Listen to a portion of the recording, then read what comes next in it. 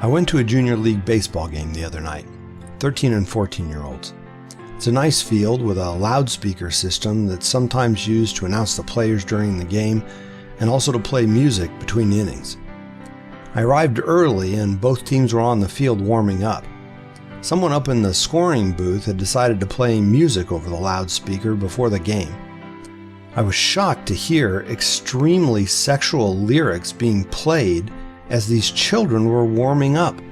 To make matters worse, the fields next door were where the little leaguers, 12 years old and under, played, well within earshot of this music.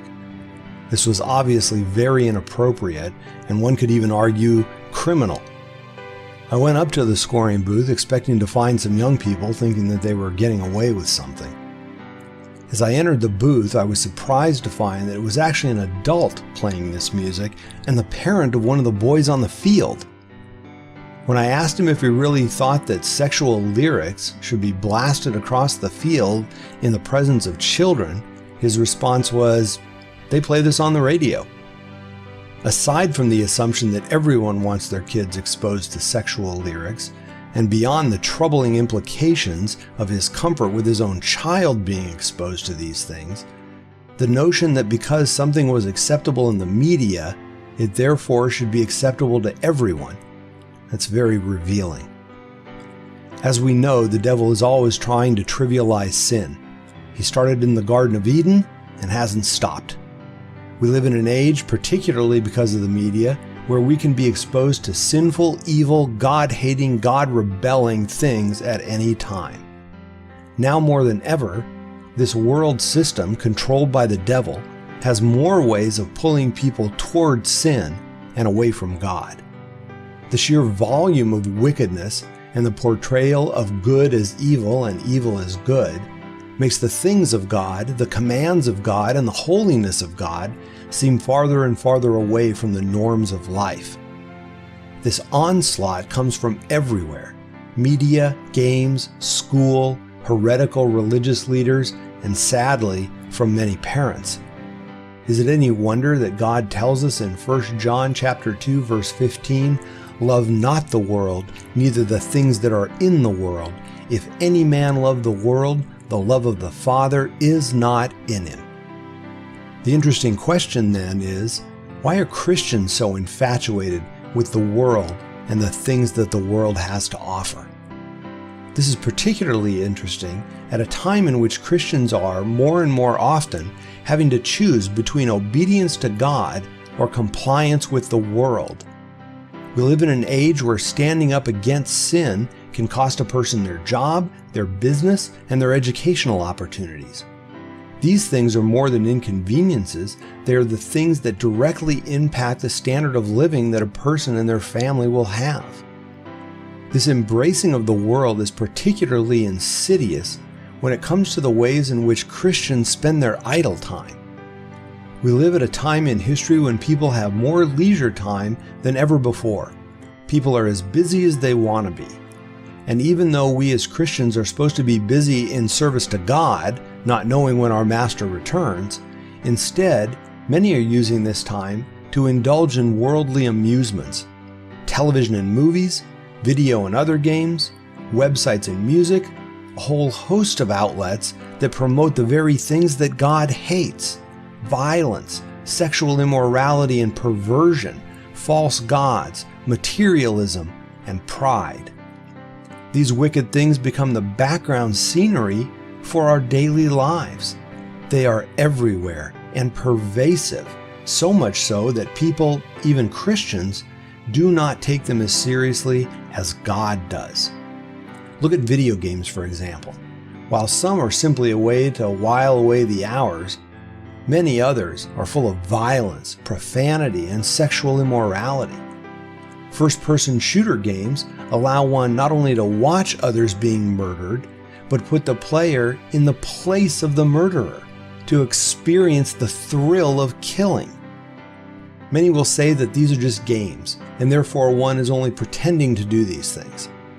I would ask these same people if they play M-rated games. If they do not, because of profanity, nudity, or sexual content, then I would ask why these sins are treated differently. If one can pretend to murder others because it's only a game, but one can't be exposed to profanity or sexual content even though it's just a game, then the rationale is exposed for what it truly is, an excuse. An excuse to enjoy sins which one deems acceptable, but still feign a degree of morality by not enjoying other sins in other games. The issue isn't that it's just a game, so that makes it okay. The issue is, where does one draw the line between acceptable sins and unacceptable sins? The problem with that thinking is, we are not the ones who draw that line. God does. We should be asking, which sins does God find acceptable and which does He not? Of course, the answer is that He doesn't find any sins acceptable. We see the same rationale used by Christians who watch movies and TV shows containing certain sins, but don't watch movies and TV shows containing other sins.